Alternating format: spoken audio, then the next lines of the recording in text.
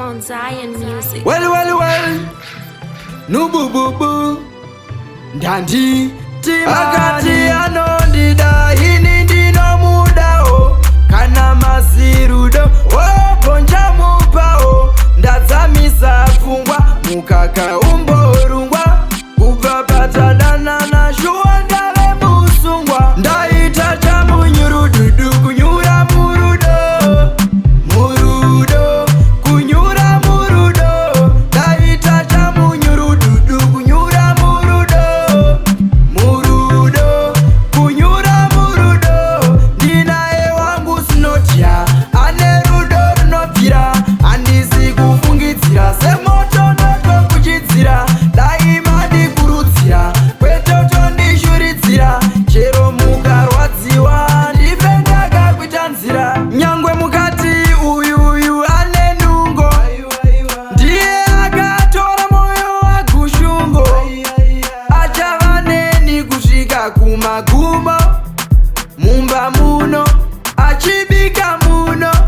ndaita chamunyurududu ngomarira padagu kuita kuti gudugudu kudairira mubabvu mutsaiva zvakabvu ndira kana chivabvu vaudzei mwana nyura anongoti aiyai ndaita chamunyurududu kunyura murudo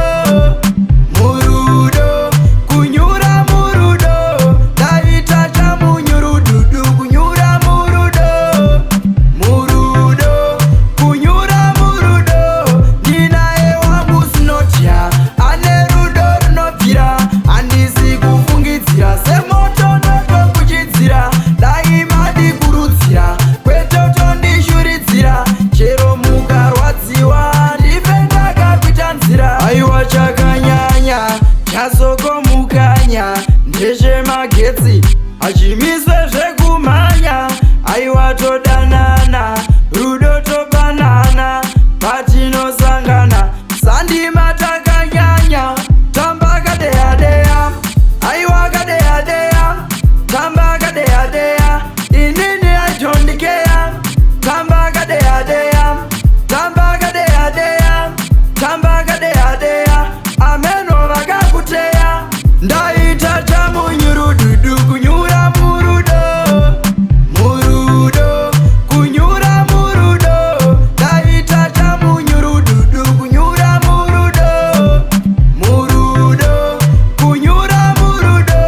ndinaye wangu sinotya ane rudo runobvira handisi kufungidzira semoto noto kuchidzira daima ndikurudzira kwetoto ndishuridzira chero mukarwadziwa ndife ndakakuita nzira akati anondida ini ndinomudao kana mazirudo